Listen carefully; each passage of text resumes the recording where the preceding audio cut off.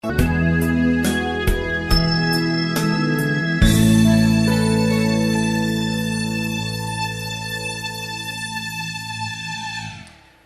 al texto, San Juan capítulo 15. Yo soy la vid verdadera, mi Padre es el labrador. Todo pámpano que en mí no lleva fruto, mi Padre lo quitará.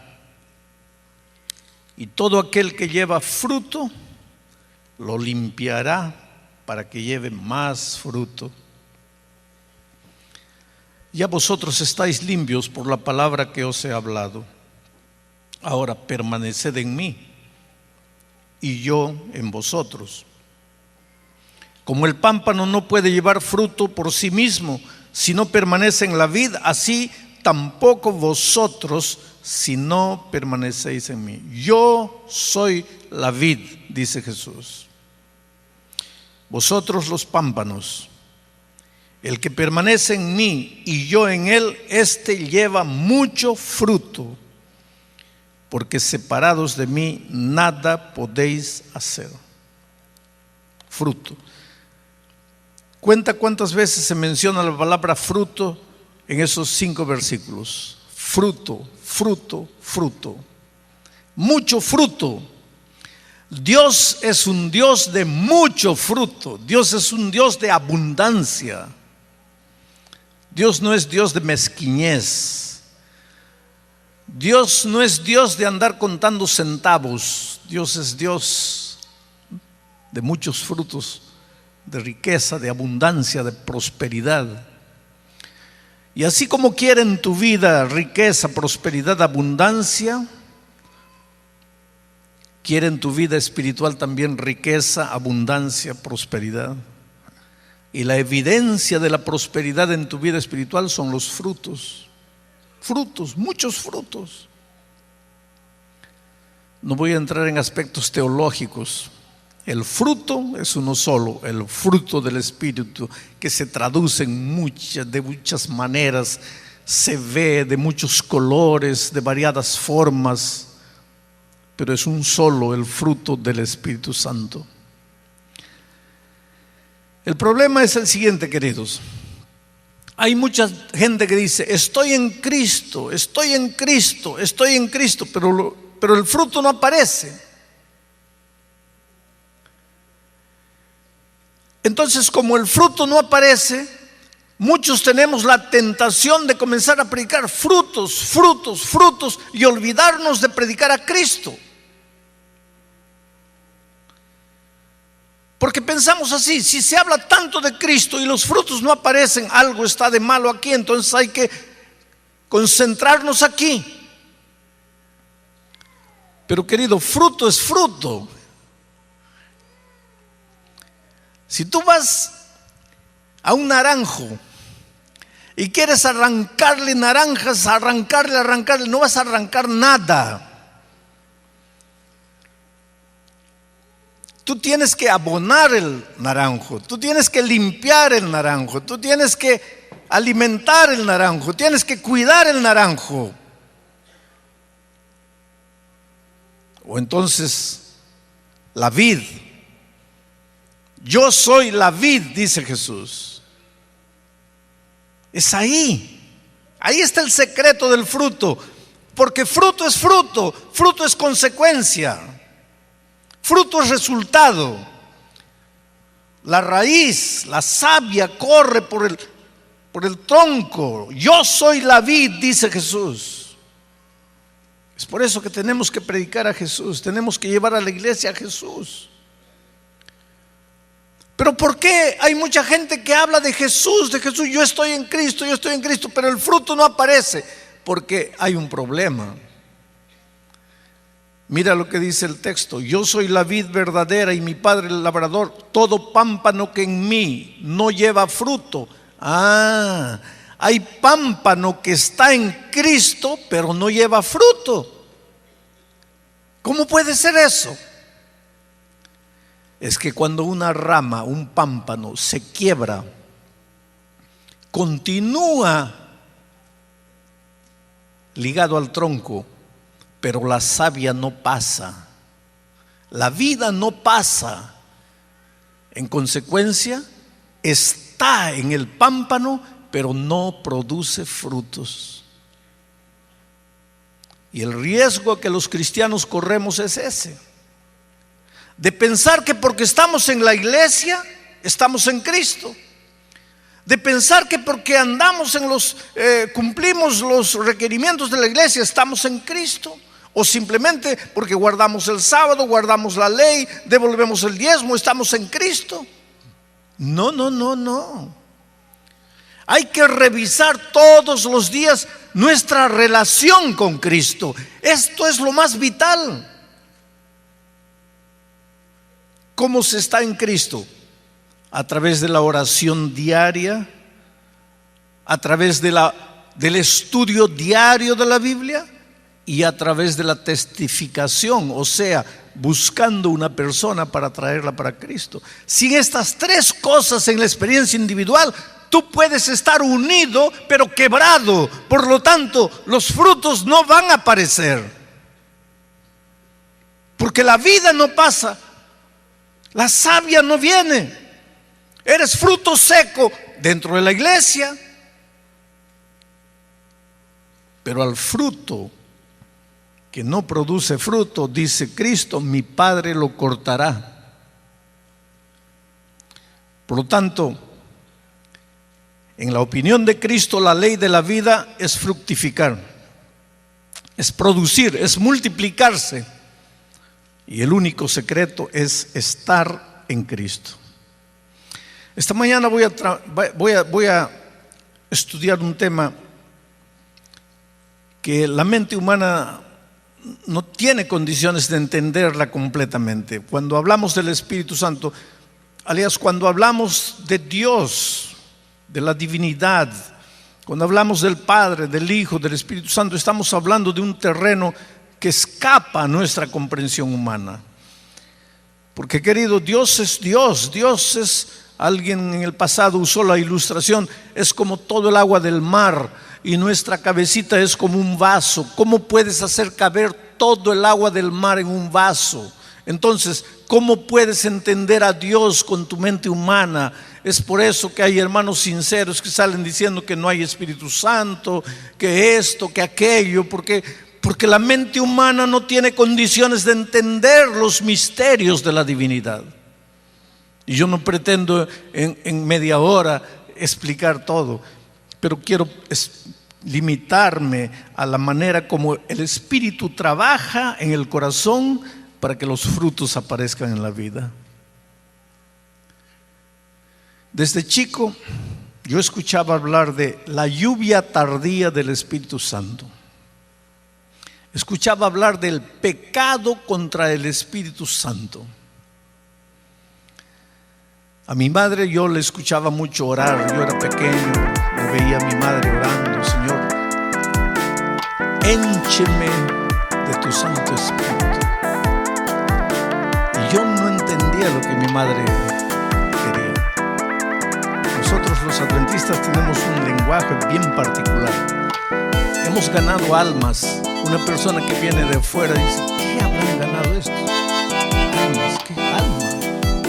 Es nuestro lenguaje. Éncheme de tu Santo Espíritu. Yo imaginaba a mi madre como un globo que se iba hinchando y se iba. La otra oración de mi madre que me preocupaba: cúbreme con tu manto de justicia. Yo veía, ¿a qué hora cae ese manto? A ver. Pero ese es el lenguaje nuestro. ¿Qué cosa es ser lleno, henchido del Espíritu Santo? ¿Qué cosa es lluvia tardía? Nosotros hablamos tanto de la lluvia tardía que a veces no la entendemos. Si yo te pregunto esta mañana ¿qué es la lluvia tardía o la lluvia temprana? Me vas a decir la lluvia del Espíritu Santo en el Pentecostés, y la lluvia tardía, la lluvia que va a caer antes de la venida de Cristo. Y teóricamente está correcto, históricamente está correcto. En el aspecto histórico, la lluvia temprana cayó en los días de Pentecostés y la lluvia tardía caerá en nuestros días. Eso es en la historia. Pero tú no eres historia, tú eres gente, tú eres experiencia. Por lo tanto, para que la lluvia tardía caiga a tu vida, primero tiene que caer la lluvia temprana. Pero pastor, la lluvia temprana ya no cayó en el Pentecostés. No, eso es en la historia. En la historia sí cayó en el Pentecostés y caerá en nuestros días históricamente. Pero en tu experiencia, antes que caiga la lluvia tardía, tiene que caer la lluvia temprana. ¿Qué es la lluvia temprana? Es el primer trabajo que el Espíritu Santo realiza en el corazón humano. ¿Y cuál es ese primer trabajo? En el siguiente capítulo, en el capítulo 16, el propio Señor Jesucristo lo explica cuando en el versículo 7 dice: pero yo os digo la verdad, os conviene que me vaya, porque si no me fuera, el Consolador no vendría a vosotros, mas si me fuere, os lo enviaré. ¿De quién está hablando? Del Espíritu Santo. Y dice: y cuando Él venga, ¿de quién está hablando? Del Espíritu Santo. Cuando Él venga, convencerá al mundo de pecado, de justicia y de juicio. Ese es el primer trabajo del Espíritu Santo. El primer trabajo, la lluvia temprana del Espíritu Santo en tu vida, el primer trabajo del Espíritu Santo en tu vida es convencerte de pecado.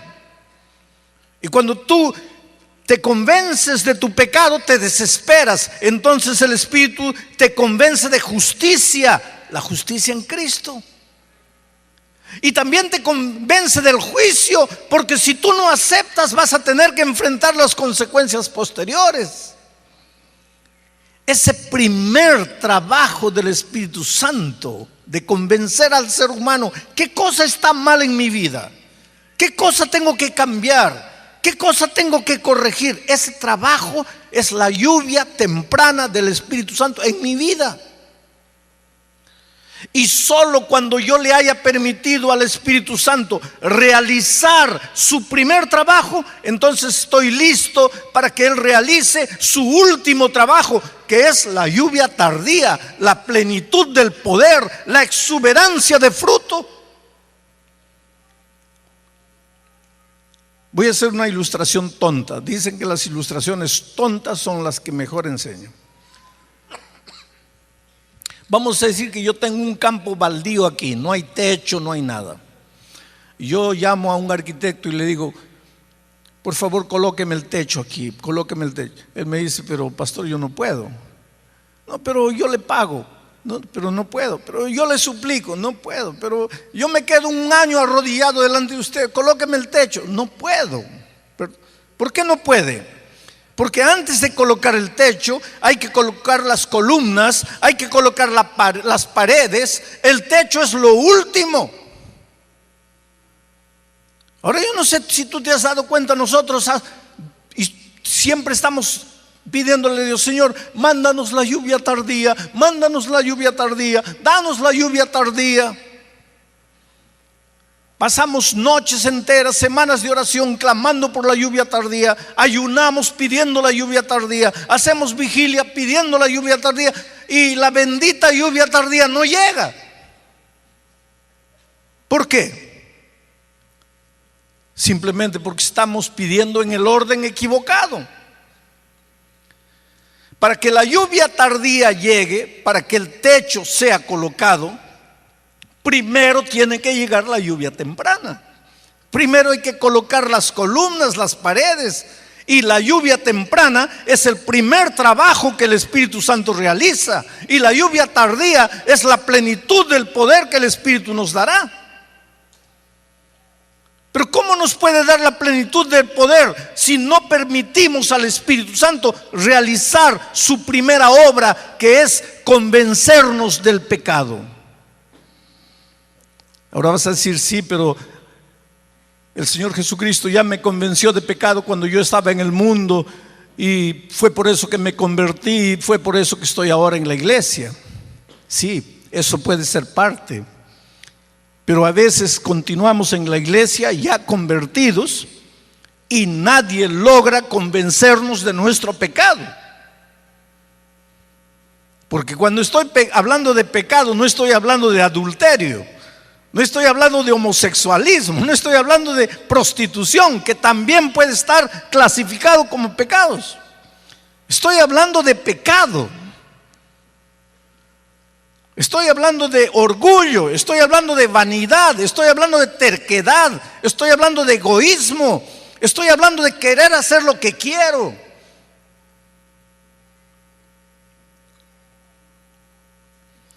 Y cuánto trabajo el Espíritu Santo de Dios tiene para convencernos de las cosas. Vamos a pensar en una familia, en un hogar. Esposo y esposa discuten, se desentienden, porque mi tema no es hogar y familia esta mañana, pero yo quisiera hacerte una pregunta. No levantes la mano, pero solo para sí, retórica, y preguntarte, a ver, ¿cuántos esposos aquí nunca pelearon con la esposa? ¿O cuántas esposas aquí nunca pelearon con el esposo? Y si levantas la mano, cuidado, de dos una: o eres un grande mentiroso, o eres completamente dominado por el otro, que ya no hay pelea. Pero en una familia donde hay dos seres que piensan, claro que hay discusión, claro que hay dificultades.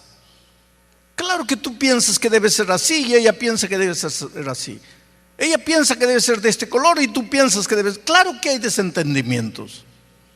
Por eso el texto bíblico dice: airaos y no pequéis. Y por eso Pablo dice: no se ponga el sol sobre vuestro enojo. Porque mientras vivamos en este mundo cargando la naturaleza pecaminosa, claro que muchas veces nos vamos a desentender. Pero ahí llega la noche. Marido y mujer están desentendidos.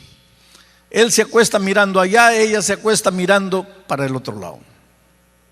Ahora viene el Espíritu Santo maravilloso para realizar su trabajo. Y su trabajo es convencer de pecado. Y el pobre espíritu comienza con el hombre, pues Adán fue creado primero, entonces vamos. No hay nada de machismo aquí, pero vamos. El Espíritu Santo va donde Adán. Adán, pide perdón a tu esposa. ¿Pero por qué? ¿Por qué tengo que pedirle perdón? Yo no le hice nada, yo no dije nada. Pídele perdón, mire, ella está triste, está mirando para el otro lado, está llorando, la has herido. Pídele perdón. No, si hubiese hecho algo malo, yo le pedía perdón, pero yo no he hecho nada de malo, porque tengo que pedirle perdón. Y ya que el Espíritu no lo puede convencer a Adán, se va donde Eva. Eva, pídele perdón, por favor. ¿Pero por qué tengo que pedirle perdón? Si él es el que me gritó, él es el que me hirió, él es el que tiene que pedirme perdón, yo no. Pobre Espíritu Santo, vuelve donde Adán. Adán, creo que ella no te va a pedir perdón, entonces anda tú. No, porque yo grité, sí, pero ella estaba haciendo algo malo, y si yo le pido perdón se va a acostumbrar. No, yo no le pido perdón. Ahí el pobre espíritu viene para aquí, nada, viene para aquí, nada, viene para aquí, nada.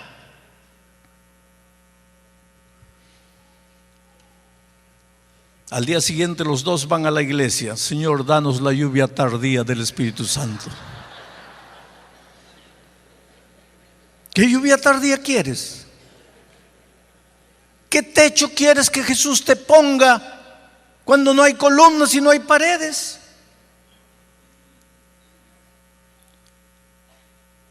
Yo les voy a contar una experiencia dolorosa de mi vida. Un día yo tenía que predicar en un lugar en el otro extremo de la ciudad de San Pablo. San Pablo es una ciudad con 15 millones de habitantes. Ustedes tienen idea de una ciudad grande. Claro, hay ciudades grandes como Nueva York, Ciudad de México, en fin.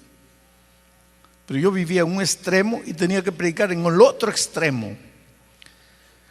Y para llegar a tiempo a la iglesia donde tendría que predicar, yo tendría que salir 4 de la tarde, a más tardar, si no, no llegaba a la otra iglesia. Atravesar la ciudad en la hora del pico, del rush. Entonces dije a mi familia, mi esposa, mis hijos, vamos a salir a las 4 de la tarde. 15 para las 4, yo ya estaba listo, todo listo. Vi a los hijos todos vestidos, la esposa ya estaba arreglada. Fui al carro, saqué el carro y me puse a esperarlos. 4 de la tarde, 4:05, 4:10, no aparecían. Me comencé a poner nervioso. Toqué la bocina, ahí salió un hijo. Después de 2-3 minutos salió el otro hijo. Ahí salió el otro. Salió la esposa. Yo no sé cómo está en tu casa, pero en mi casa la última en salir la esposa. Pero yo entiendo por qué. Porque todos salimos por salir, pero ella antes de salir revisa el horno, revisa la luz, cierra la ventana, coloca el pestillo. A nosotros no nos interesa nada de eso, solo salimos. Entonces ella vigila todo, cuida todo. Mas hasta mi esposa salió y faltaba uno. ¿Dónde está el hijo? No sé. Toqué la bocina de nuevo, nada. 4:15. ¿Cómo voy a enfrentar el tránsito? No voy a llegar. Me comencé a poner nervioso. La naturaleza pecaminosa. Ustedes nunca lo vieron al pastor Bullón nervioso, pero imagínenlo. Dejé el carro y fui adentro. ¿Qué pasa? ¿Dónde está ese muchacho? En nuestro dormitorio hay un espejo de pared enorme. Él estaba ahí, frente al espejo, de pantalón, 4 camisas en la cama, y él escogiendo cuál de las camisas combinaba mejor con el pantalón. El papá desesperado para llegar a tiempo, para predicar, atravesar toda la ciudad, y él escogiendo pantalón. Yo no le dije nada, yo no lo agredí, no le dije nada. Simplemente agarré la primera camisa, que por coincidencia era la que menos combinaba. Le coloqué en la mano y le dijo: hijo, esta, y te vas a vestir en el carro, vamos. Y los hijos saben cuándo no es momento de discutir con el papá, y ese no era el momento. Entonces él calladito se fue, agarramos el carro y fuimos. Pero mientras íbamos, miré por el retrovisor y vi a mi hijo atrás llorando, las lágrimas. Entonces sentí una voz aquí en mi corazón que me decía: pídele perdón a tu hijo. Y yo inmediatamente reaccioné y dije: ¿pero por qué? ¿Qué le hice? No le hice nada. No le grité, no lo agredí, no le dije nada. Y al final de cuentas, ¿quién está cierto y quién está equivocado? ¿Él que está escogiendo camisa o yo que tengo que llegar a la predicación? Pero el espíritu no, tú sabes, con el espíritu no puedes discutir. El espíritu dulcemente va trabajando. Mira, tú puedes decir lo que quieras, pero pídele perdón a tu hijo porque está llorando. No. ¿Por qué? No le hice nada. Y si no tomo esa posición firme, él me va a hacer llegar tarde toda la vida. Y lo peor, él no va a aprender a ser puntual. No tengo que pedirle perdón. Tienes que pedirle perdón. Tu hijo está herido, pídele perdón. No. ¿Sabes cuánto tiempo el Espíritu Santo trabajó conmigo? Pídele perdón. No, pídele perdón. No, sí, que no, que sí, que no. Llegamos a la iglesia, ya era tarde. Llegamos tarde. El anciano ya estaba en la puerta desesperado. Cuando vio mi carro dijo: pastor, yo estaciono su carro, usted entre que ya estamos atrasados. Agarró el carro, yo me fui adentro.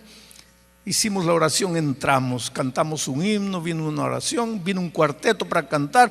Yo me senté mientras el cuarteto cantaba incliné mi rostro y hice la oración que siempre hago antes de predicar la palabra de Dios. Dios mío, dame el poder de tu Espíritu para predicar.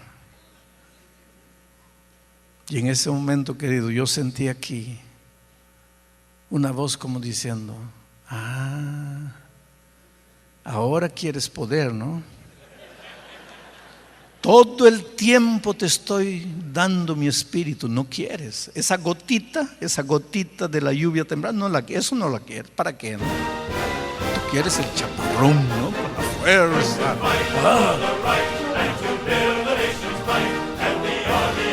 Querido, detrás del púlpito me vi como era, humano, insignificante, egoísta, terco, intransigente, queriendo enseñar puntualidad, sin importarme si estoy hiriendo, si estoy haciendo sangrar corazones. ¿Qué me interesa? Lo que interesa es la puntualidad. No podría predicar aquella noche. Salí, fui a la puerta, le dije al diácono: hermano, llame a ese muchacho de camisa verde que está sentado, llámelo. Mi hijo fue adelante. Atrás me dice: ¿qué fue, papá? Hijo, quiero que me perdones. Él me miró asustado. ¿Por qué? Es que necesito predicar. No puedo predicar, yo te herí. Tú no me hiciste nada. No, yo sí te hice. Tú estabas llorando. Y cuando yo predico ahora, no quiero que veas un padre intransigente, quiero que veas un hombre de Dios. Yo no soy ese hombre de Dios. Hijo, perdóname. Y los muchachos son maravillosos. Él me abrazó, dice: papá, no te preocupes, yo te hice quedar mal, yo te hice quedar con rabia, yo te hice llegar tarde. Si hay alguien que tiene que pedir perdón, soy yo. Anda, predica tranquilo, anda en paz. Y fui a predicar. Y aquella noche hice un llamado. ¿Y sabes quién fue la primera persona que se levantó al llamado? Mi hijo de camisa verde.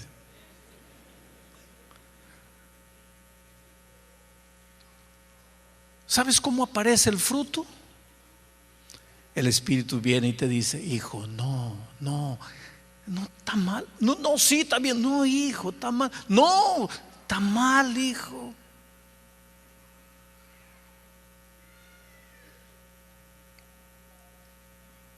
Si nosotros fuésemos sensibles a la voz del Espíritu Santo, ¿habría iglesias divididas? ¿Habría iglesias partidas por la mitad? Un anciano para aquí, el otro anciano para allá. ¿Y por qué están peleados? Porque uno quiere que el piano vaya aquí, otro quiere que el piano vaya aquí. Y el piano es tan importante que ¿qué me interesa? Ando pisando sentimientos, abriendo heridas, porque yo soy conservador, porque... Querido, no es así que el Espíritu Santo trabaja.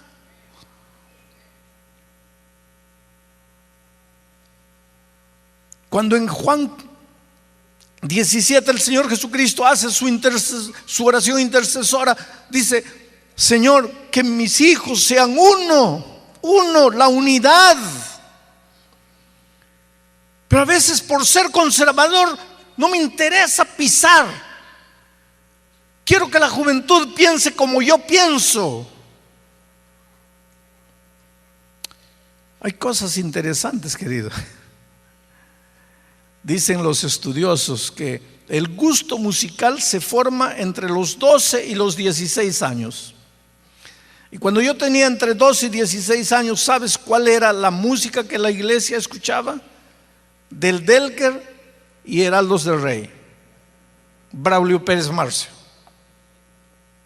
Entonces esa para mí es música sagrada. Esa es la música sagrada para mí. Entonces cuando mis hijos comenzaron a crecer, del Delker ya no cantaba, los Heraldos del Rey famosos ya no estaban. Ahora era el tiempo de los Heritage Singer. Y esa música me chocaba a mí. Esa música me golpeaba a mí, me agredía a mí. Yo les decía, hijo, eso no es música sagrada. Música sagrada es del Delkery, eran los del rey. Solo que ellos ya estaban ahora entre 12 y 16 años con otro tipo de música, pero con la misma sinceridad con que yo buscaba a Dios. Querían servir al mismo Dios, adorar al mismo Dios. Pero me di cuenta que yo comenzaba a imponerles. Y me di cuenta que en lugar de atraerlos a la iglesia, Cristo los estaba separando. Y me tuve que tragar a los Heritage. Y yo escuchaba del Delker y era Heraldos, y ellos los Heritage. Pobres Heritage, desaparecieron. Ahora ya no están más, ahora es otra música. Y sin embargo, querido, hoy día hay hermanos que no les interesa a los pobres muchachos, los pisan, los maltratan. Afuera esos muchachos reciben contradicciones, se ríen de ellos por sus principios, porque no practican sexo antes del matrimonio, porque no hacen esto, porque no aquello. Afuera se ríen, se burlan, les dicen anticuados, no valen para nada, son gente de otro planeta. Vienen a la iglesia y los mayores, en lugar de amarlos, de recibirlos, los pisoteamos, los agredimos. Y después nos quejamos que no hay juventud, que la juventud se está yendo, que la juventud es mundana. Ahora, en ese trabajo de agresión, el Espíritu Santo no viene, no te habla, no te dice. Claro que habla, pero tú discutes con el Espíritu. No. Yo tengo razón porque el Enejuay, porque esto, porque aquello, porque quiere decir, el Espíritu no cuenta tus convicciones, tus ideas.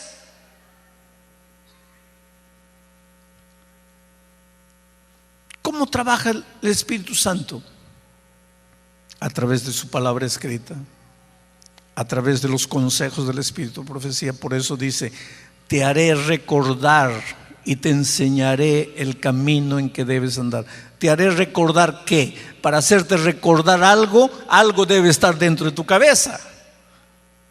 ¿Cómo te va a hacer recordar el Espíritu Santo el camino en que debes andar si no has colocado los principios eternos de la palabra de Dios en tu cabeza, en tu corazón? Cuando los principios están ahí, sí, tú vas a recordar. El Espíritu te va a hacer recordar, va a usar en el momento cierto. No, anda por aquí, no, anda para allá, no, pide perdón, no, retrocede, no, avanza. Es el Espíritu que te va a guiar, haciéndote recordar los eternos principios de la palabra que están guardados en tu mente. Por eso la necesidad de estudiar la Biblia, de leer del Espíritu de profecía, de conocer el contexto en que las cosas fueron escritas, de tener equilibrio que el Espíritu da.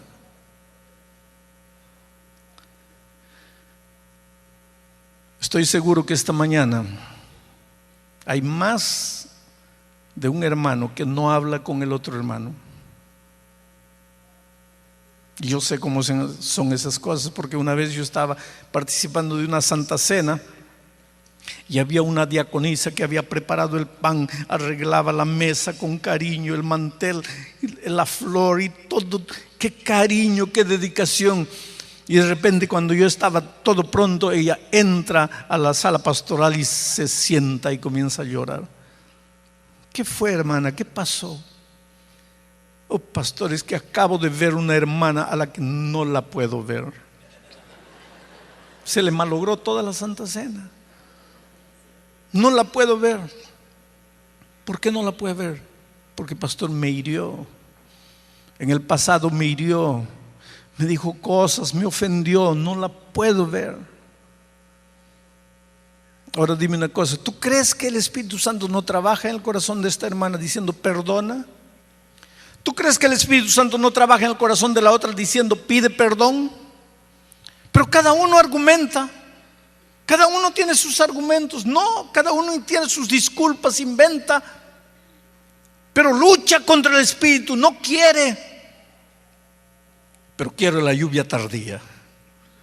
Oh, la lluvia tardía sí, pero la lluvia temprana, esas gotitas que cada día el Espíritu te habla al corazón, eso no. La lluvia tardía, la plenitud, la exuberancia de fruto. Pero ¿cómo va a aparecer fruto si las primeras gotitas caen a tu vida convenciéndote de lo que estás haciendo está mal, pero no aceptas, rechazas? Ahora, esto del Espíritu Santo funciona de la siguiente manera. Si hoy día le cae una gotita y tú le dices sí al Señor, avanzas para aquí. Mañana te habla, le obedeces, avanzas. Mañana te habla, le obedeces, avanzas. Sigue hablándote, obedeces, avanzas, avanzas. Te sigue hablando, avanzas, avanzas. Y llegas a la lluvia tardía, la plenitud del Espíritu Santo. El poder, querido, poder para resucitar, para hacer andar paralíticos, para predicar el Evangelio, y poder sobre el pecado. La plenitud del Espíritu Santo. Pero por otro lado, si el Espíritu Santo te da sus gotitas de la lluvia temprana y no le haces casos, en lugar de avanzar para aquí, avanzas para aquí. Y mañana te habla y no le haces caso, avanzas para aquí. Te sigue hablando, no le haces caso, vas avanzando para aquí. ¿Y sabes a dónde te lleva esto? Al pecado contra el Espíritu Santo. Llega un momento en que te endureces. Puedes estar en la iglesia, pero nada te importa.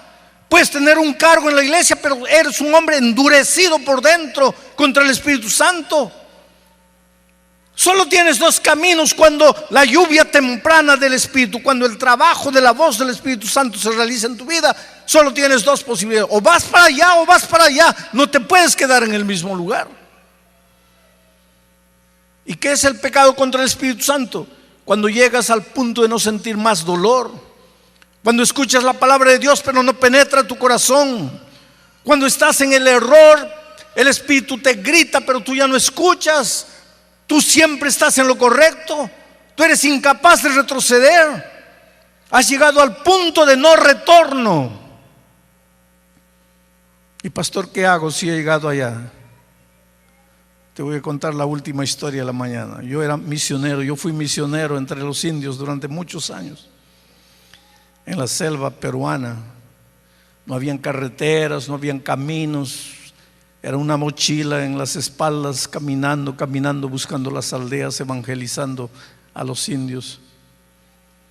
Y un día me perdí y tendría que pasar en la noche. Y los indios me habían dicho: pastor, si usted tiene que pasar en la noche en la selva, en la mata, prenda fuego, prenda fuego. No se atreva a pasar la noche sin fuego, porque el fuego primero le va a dar calor. El fuego va a ahuyentar a las fieras. El fuego va a ahuyentar a los insectos. Usted va a tener una noche tranquila. Prenda fuego. No se atreva a pasar una noche sin fuego. Y cuando llegó más o menos 4 y 5 de la tarde, ya me di cuenta que ya no llegaría a ir a la aldea. Entonces dije: el poco tiempo que tengo, en lugar de querer avanzar, voy a buscar materiales para prender el fuego. Y conseguir ramas. En el trabajo de los jóvenes yo aprendí la especialidad de fogatas, cómo prender fuego en medio de la selva. Pero yo cargaba mi fósforo atrás. Solo que con el sudor del día, caminando con sudor, mi mochila era de paño, el sudor pasó, mojó el fósforo y el fósforo se me fue yendo. Primer palito, nada. Segundo, nada. Tercero, nada. Cuarto, se me fue. Me quedaba un palito. Y ahí comenzó mi desesperación. Ahí vino todo lo que había aprendido en la especialidad de fogatas. Primero, lo había aprendido: busca material inflamable. ¿Qué material inflamable en la selva? El nido abandonado de un pajarito. Ese material inflamable. Yo busqué un nido, no me importó si estaba abandonado o no. Era mi salvación. Traje el material del nido, coloqué ahí esa pelucita, esas cositas. Coloqué una ramita seca, una hojita seca. Y entonces, después de hacer una oración, coloqué el último fósforo, brotó una chispita y la chispita se me iba. Comencé a soplar suavemente y la chispita se me iba y se me iba. Qué desesperación. Mi chispita, esa era mi garantía. Yo no podía perderla, esa era mi chispita. De ahí iba a aparecer el fuego. El fuego era seguranza. Si yo no encendiese el fuego, pasaría una noche horrible en la oscuridad de la selva. Y fui acompañando en desesperación, clamando a Dios. La chispita prendió. Después una hojita seca, otra hojita seca, con cuidado ahora, soplando, colocando, y la llama fue andando, ardiendo, ardiendo. Entonces un tronco mayor, un palo mayor, ya tenía una foguera. Estaba seguro.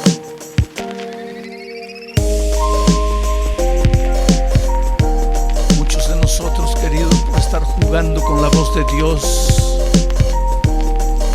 ya solo nos resta una chispita. Yo sé que muchos aquí sienten la exuberancia del fuego del Espíritu en su corazón.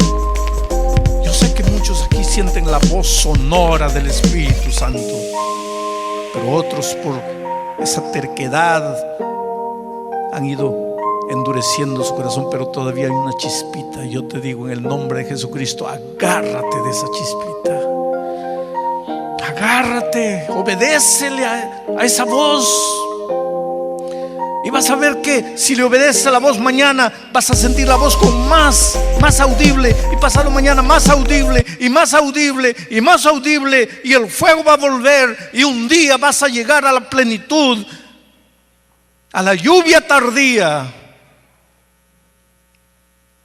Querido, yo no soy Martin Luther King, pero tengo un sueño. Apocalipsis 18. La tierra iluminada con la gloria de Dios. ¿Qué es la gloria de Dios? El carácter de Dios reproducido en la vida de su pueblo. ¿Cómo? A través del trabajo silencioso del Espíritu Santo. Cuando cada hijo sea sensible a la voz de Dios. Cuando mis conceptos, mis preconceptos caigan de lado. Cuando mis ideas particulares, mi egoísmo, mi orgullo, que yo llamo de liderazgo, vaya a un lado. Cuando yo escuche la voz de Dios, cuando yo me rinda a la voz del Espíritu Santo, y mi vida brille, y mi compañero comience a ser incendiado, y el otro aquí, y el otro aquí, y la tierra toda sea llena de la gloria de Dios. Y entonces Jesús vuelva a esta tierra para reclamar a su herencia, para llevar a su pueblo, y dejemos atrás este mundo de tristeza, de dolor, de muerte, de injusticia. Hoy es el día, no es mañana. Hoy es el día, esta es la hora. Que Dios nos bendiga a todos, queridos. Todos necesitamos crecer en la experiencia cristiana. Todos necesitamos aprender a oír la voz de Dios todos los días. Todos necesitamos renunciar a nuestro orgullo, a nuestro egoísmo, someternos al Señor Jesucristo, dejar que Él viva en nosotros, soberano, que reine soberano y absoluto. Padre querido, aquí está tu pueblo, Señor. Recibe a tu pueblo, toca cada vida, purifícanos con el poder, con el fuego de tu Espíritu Santo, y prepáranos, Señor, para anunciar el Evangelio en esta última generación de la tierra. Llévanos con paz en el nombre de Jesucristo. Amén.